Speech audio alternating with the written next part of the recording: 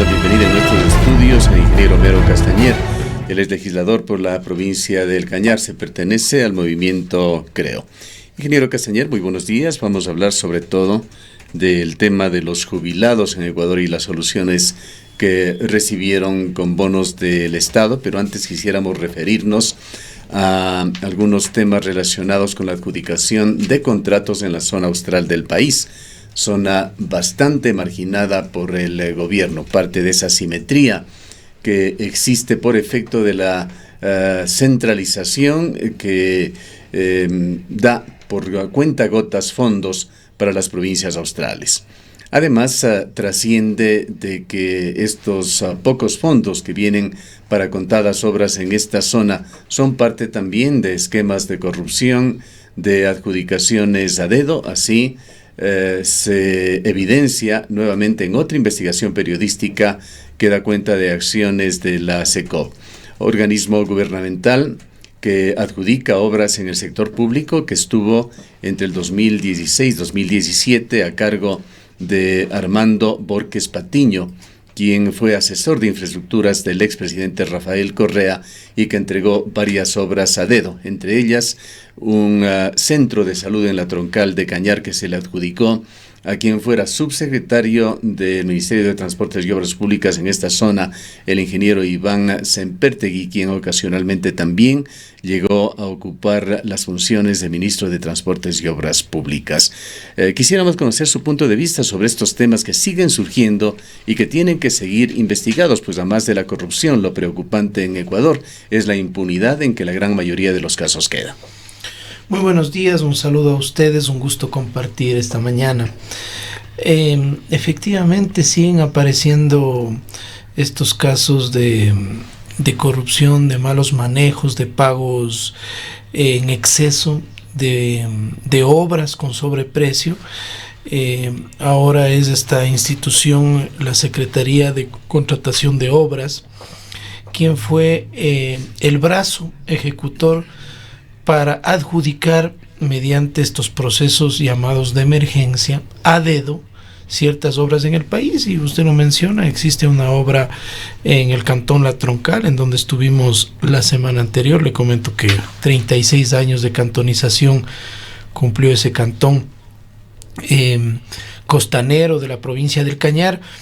Y realmente es preocupante, ¿no? Es preocupante. Este momento ya no son funcionarios que están dentro del control político de la Asamblea Nacional. Sin embargo, quienes deben actuar como la fiscal, como los jueces frente a estos casos, ellos sí son funcionarios de control político y nosotros estaremos vigilantes sobre estos temas que ya llegan solo al ámbito penal y no político.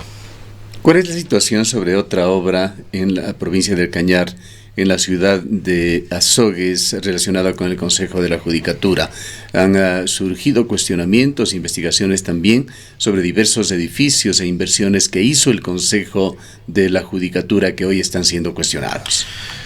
Bueno, en el centro de la ciudad de Azogues compraron un edificio antiguo, una casa antigua, digamos, no era edificio, y contrataron en el 2011 la remodelación de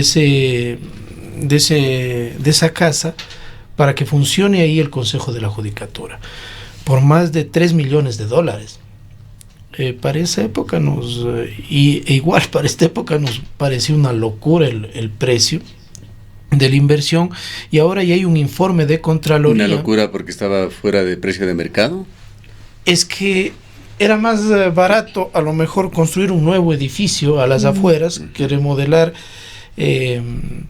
esa casa, una casa incluso que era patrimonial. Entonces se hizo la remodelación y ahora ya ha salido un informe de Contraloría con unas conclusiones y recomendaciones muy preocupantes. Primero hubo pagos en exceso al contratista. No se cumplió los términos de referencia, las especificaciones técnicas, entre ellas, por ejemplo, una de las especificaciones pide un ascensor para 8 personas, el ascensor funciona, digamos, es solo para 6 personas. Tenía que ser cubierto con una piel de vidrio de 6 milímetros de espesor, todo el edificio, no hay tal piel de vidrio. Bueno, más o menos llegan a $300,000 los pagos en exceso al contratista. Y tampoco se ha cumplido con la obra. No, la obra está funcionando, la obra fue entregada, pero fue entregada no y recibida de manera irregular. No debió recibirse si no se cumplían las especificaciones técnicas, ¿no? En ese sentido, recomienda a la presidenta del Consejo de la Judicatura algunas acciones que igual nosotros estaremos vigilantes. Yo ya he pedido a la doctora María del Carmen Maldonado una cita para que nos explique cuáles van a ser las acciones que tomará en este caso, porque debe presentarse inmediatamente una solicitud de investigación, una denuncia en la fiscalía sobre este caso al contratista, al contratante, al fiscalizador de esta obra que es hecha con recursos de todos los ecuatorianos.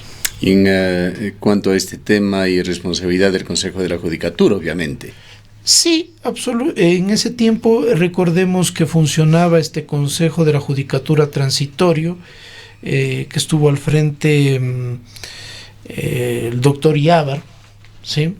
Y dos personas más. Este rato creo que era Rodríguez el nombre de la otra persona, no me recuerdo el nombre de quienes estuvieron, pero hubo un director de contratación de obras también dentro del Consejo de la Judicatura, que fue quien manejó todos estos contratos que se hicieron a lo largo y ancho del país. Se hizo una inversión sumamente alta en edificios a lo largo y ancho del país, pero en este caso puntual, y hay un informe de Contraloría del edificio de la ciudad de Azogues. Es realmente lamentable, y en esto aprovechamos su presencia para hacer un seguimiento de lo que sucede con algunos personajes que estuvieron en la administración pública aquí, en el Consejo de la Judicatura. Tomás de Alvear Peña es posiblemente un nombre que lo recuerdan algunos oyentes, algunos ciudadanos. Él fue primer asesor de la Presidencia de la República con Correa, luego altísimo director del Consejo de la Judicatura conjuntamente con Gustavo Yalc. Él estuvo en el servicio público en Hidropauta en el año 2009. Al mes de llegar a este cargo solicitó comisión de servicios para ir a la presidencia y más tarde a la judicatura. Permaneció así hasta el 2018 durante 9 años. Ha intentado regresar a Hidropaute, lo hizo, pero en seguida sacó 45 días de vacaciones pagadas, y cuando culmina sus vacaciones ha presentado un certificado médico para no integrarse a trabajar y luego solicita que se le conceda licencia. Así son las prebendas que ciertos personajes tienen en el sector público. Cabe añadir además que en los últimos días la Fiscalía ha requerido el envío de información de Tomás Alvear a las instituciones públicas en las cuales prestó servicio, en virtud de que se ha iniciado en su contra una indagación por lavado de activos. Hoy en día, este ciudadano, Tomás de Alvear, es socio de Gustavo Yalc en un estudio jurídico de la ciudad de Quito. Esperemos que estos temas lleguen a la legislatura, que tiene también esa importantísima función de fiscalizar.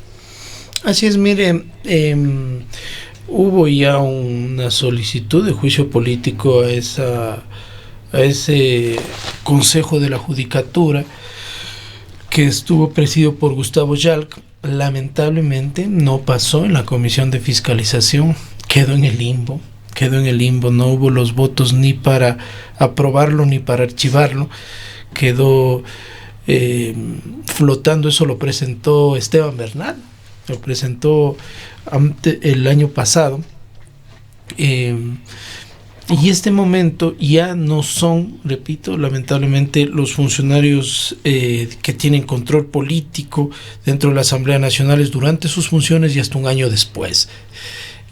Pero, repito, en este caso, la Fiscalía sigue siendo un órgano de control político, la Contraloría, y todos estos temas que realmente ya están rayando en una situación de ser una avalancha de temas. Es decir, hay tantos casos de investigación que realmente yo pienso que van a faltarnos años de vida para ver todo lo que se hizo en el gobierno de Rafael Correa con sus cómplices y encubridores.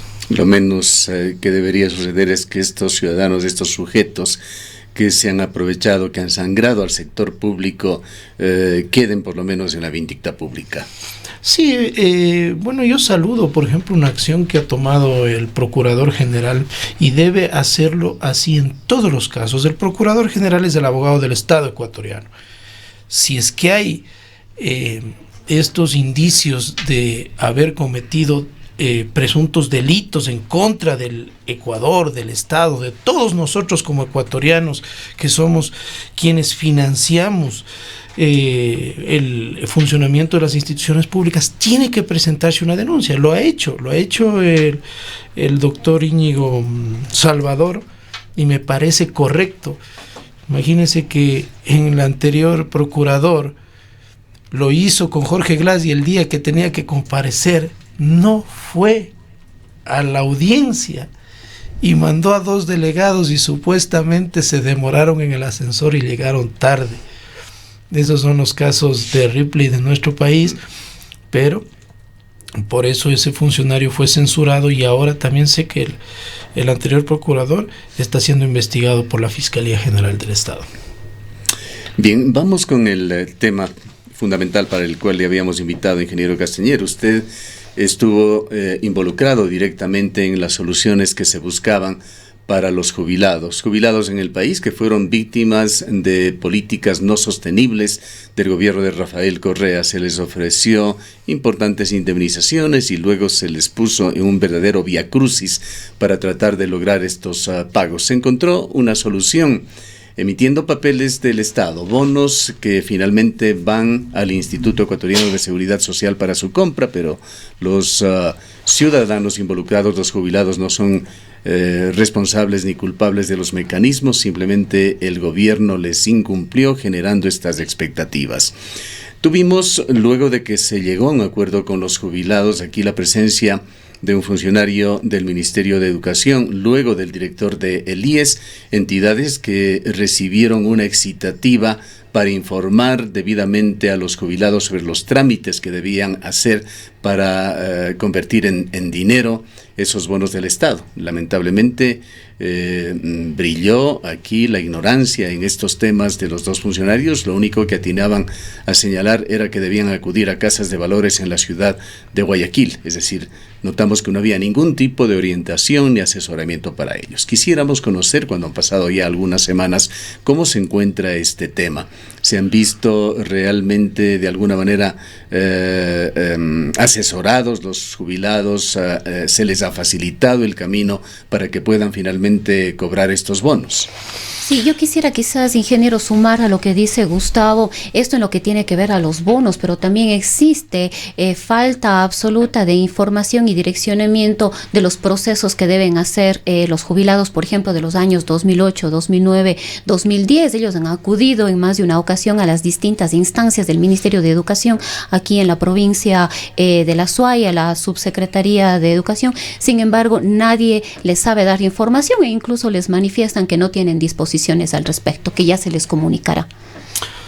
A ver, primeramente, para poner en contexto, a veces hay un poco de confusión de la ciudadanía. Esto no tiene nada que ver con el IES.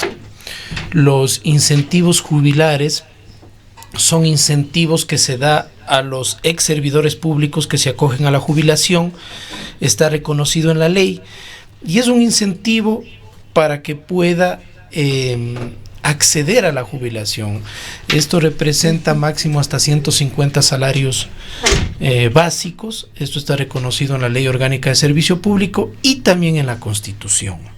Que si se hizo con estudio, que si es que se hizo de manera técnica, esa parte a lo mejor será tema de tratarlo, de estudiarlo. Porque lo que no hace falta estudiar es que se lo hizo sin financiamiento.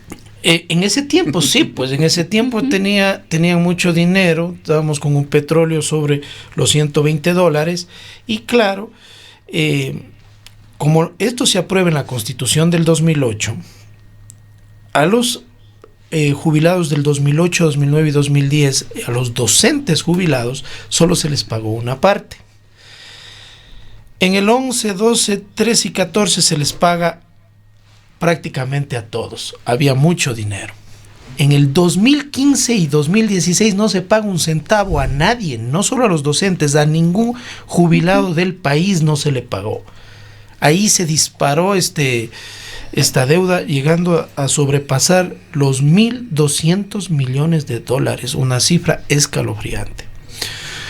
En fin, este gobierno empieza a pagarles desde el año 2017, pero a cuentagotas. Nosotros hacíamos cuenta que si seguía ese ritmo se demoraría siquiera 11 años en llegar a cubrir esta deuda con los jubilados del país. Este año específicamente hubo 350 millones de dólares que estaba aprobado en el presupuesto. Nosotros siempre, yo estoy de presidente de la Comisión de Jubilados, estuvimos pendientes de que por qué no se ejecutaba ese presupuesto. Llegamos al 8º mes del año, agosto, y claro, la indignación llegó hasta que se tomen en las instalaciones de afuera de la Asamblea y una huelga de hambre de 16 días. Dentro de ello logramos firmar un acuerdo de 12 puntos, en los cuales primero se ratifica la legalidad de los bonos. Los bonos está reconocido en la Ley Orgánica de Servicio Público.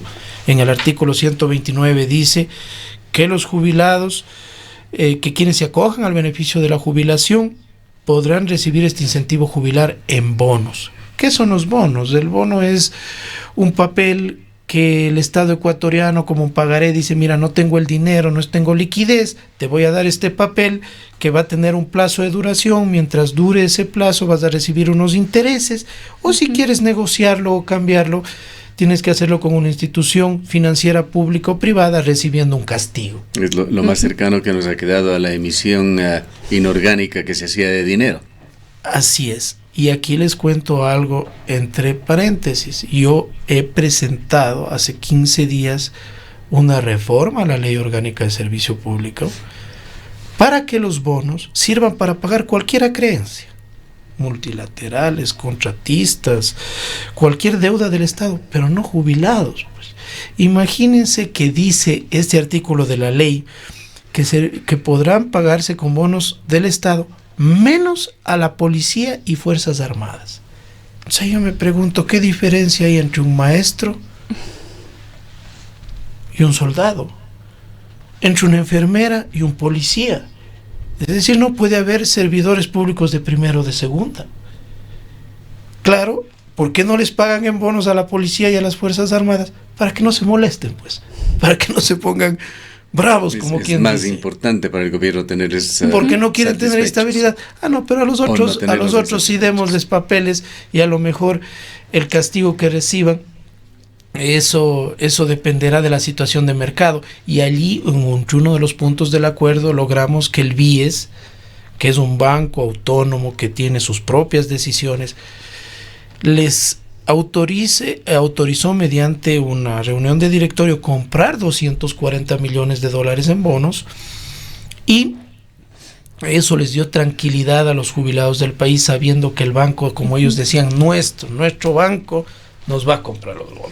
A un castigo inferior, además. Pero ¿qué efectos podría tener más bien esto con la situación actual que tiene el IES? Verán, eso del castigo inferior, yo quiero ser muy claro. El tema de cuánto es el castigo, eso depende del mercado. Y respaldando lo que usted dice, ¿qué va a pasar con el BIES? Bueno, el BIES va a ganar plata con esto. Sí, es decir, un bono que de $53,000 le van a pagar a un jubilado $50,000, y el BIES va a ganar $3,000. Pero el BIES se queda con un papel de 50,000, que posiblemente nunca lo cobrará. A esa parte, si el Estado ecuatoriano incumple con el BIES, eso es otro tema. Este es otro aspecto. No quisiéramos desviar el hilo conductor de este diálogo y de su intervención particularmente, pero este es otro capítulo. Al IES el gobierno le debe ya entre 7,000 a 8,000, escúchese bien la cifra, millones de dólares, 7,000 a 8,000 millones de dólares por bonos del Estado que los obligó a a recibir el gobierno de Rafael Correa, los cuales se suman, no sabemos si le llegarán a ser todos los bonos de los jubilados, pero si es que es todos, una cifra que se aproxima a $1.000 millones más. Esto ha llamado la atención de expertos en seguridad social, en los análisis actuariales que se hacen del IES. Hay alarmas sobre estos temas y se llega a la conclusión por parte de expertos de que el BIES en estos temas está siendo manejado más que como un banco para proteger el valor del dinero de los afiliados en el Instituto de Seguridad Social, como una entidad de beneficencia, una entidad de desarrollo con sus otros programas de vivienda, manejando muy generosamente el dinero de los afiliados. Pero esto, reitero, es capítulo aparte. Así es, mire, le comento que algunos de los bonos que salieron las primeras semanas del mes de agosto fueron negociados no con el BIES, sino con otras instituciones financieras. Tienen que ser hechos mediante casa de valores, eso dice la ley, el Código de Finanzas Públicas. No puedo yo ir directamente con mi bono a negociar, para evitar estafas, tiene que ser controlado por la Superintendencia de Bancos, Superintendencia de Compañías, y para esto las casas de valores son las que ponen en consideración de las instituciones financieras los bonos. Hay un tema que usted mencionaba sobre la desinformación. Uh-huh. El tema de la desinformación es un tema que nos está pasando factura en todas las provincias. Y aquí yo sí hago un llamado público a todos los jubilados que se acerquen a las instituciones, a las delegaciones distritales, regionales. Vea, ahora tenemos todos a la mano un celular, tenemos a la mano una cámara fotográfica. Vea, es obligación, se dio la disposición, esto firmó el viceministro de Educación en representación de la ministra, el ministro de Economía, el ministro de Trabajo, el delegado del ministro de Gobierno. Es obligación. Si es que yo desconozco de un proceso, de un mecanismo, es obligación del funcionario averiguar y darle la solución. Ojalá lo hayan remediado, ingeniero Castañer. Y esto sí, lo denunciamos. Aquí estuvo un funcionario del Ministerio de Educación que vino supuestamente a informar de este tema. Pues ignoraba mucho más que yo, que no estaba en el asunto, perdonen allí la primera persona. Luego estuvo el director del IES, dijo, sí, estamos listos para ayudarles a los jubilados. Le preguntamos cómo, no tenían ninguna infraestructura, ninguna persona designada. Finalmente alcanzó a señalar que designaría a la subdirectora para que atienda a los jubilados que vayan para allá. Es decir, cero preparación para atender a las personas, a los jubilados. Los funcionarios de las direcciones distritales y de las zonales, cuando los jubilados se acercan, la única respuesta que tienen es que no han recibido disposiciones, que no conocen nada al respecto y que ya les llamarán. Mire, es de la provincia del Guayas, se acerca una jubilada y le dice a una funcionaria, me dice, vea, pero tuvimos una reunión nosotros en la Comisión de Jubilados ahí en la Asamblea Nacional y nos dijeron que nos iban a dar esta solución, y le dice la funcionaria, entonces vaya y reclame al asambleísta, pues. Esa filmación llegó donde nosotros y la funcionaria está sancionada. No puede darse ese tema, tiene un plazo, por ejemplo, hasta el día de hoy, 30 de agosto, tenían que estar validados todos los expedientes de los jubilados 2008, 2009 y 2010, y no solo de ellos, de sus derechohabientes, porque hay gente que ha fallecido, tenían que estar validados hasta el día de hoy. La próxima semana nosotros iniciamos las comparecencias en la Comisión de Jubilados. Viene primero el gerente del BIES para indicarnos el alcance de la aprobación de esta adquisición de bonos. Justamente nos preocupa también el tema de que el BIES pueda salir golpeado de esta situación. Esperemos que no, porque es un banco regulado también por la Superintendencia de Bancos y los bonos del Estado tienen que ser honrados, porque ya le digo, hay otras instituciones financieras que están adquiriendo y el no honrar un bono solo porque es el del un bolsillo al otro, porque ambos pertenecen al Estado ecuatoriano, eso nos afectaría absolutamente a todos quienes aportamos al IES, y en este caso también somos accionistas y dueños del BIES como somos los afiliados. De allí yo sí vuelvo a hacer un llamado público a todos los jubilados: si son mal atendidos, si no son informados correctamente, si no se les canaliza una solución, que nos avisen. Yo he puesto 4 personas con línea directa con todos los jubilados del país. Una trabaja en mi oficina en el Centro de Atención Ciudadana, donde funciona el Ministerio de Movilidad en la ciudad de Azogues, 3 funcionarios en la Comisión de Jubilados, quienes están funcionando en mesas técnicas todas las semanas, es decir, se están reuniendo con delegados de las diferentes carteras de Estado y analizando el cumplimiento de este acuerdo, porque no podemos llegar a diciembre a decir no se ha cumplido, no se ha logrado canalizar estos pagos que fueron un compromiso estampado de firma y que debe ser honrado por las diferentes instituciones del Estado.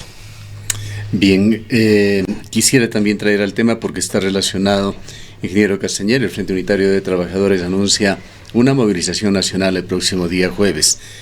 Entre sus propuestas, en la parte positiva, constructiva, van a impulsar una nueva ley de seguridad social. Esta ley, hasta donde conocemos, implica también el mecanismo para que el IES deje de ser una dependencia de la Presidencia de la República, en otras palabras, un instrumento más de las finanzas públicas. Quieren otro tipo de organización, que haya una mejor representación de los dueños del IES, que son los aportantes, incluyendo desde los jubilados hasta quienes están iniciando una carrera, ya sea en el sector público o privado, pero como afiliados del IES.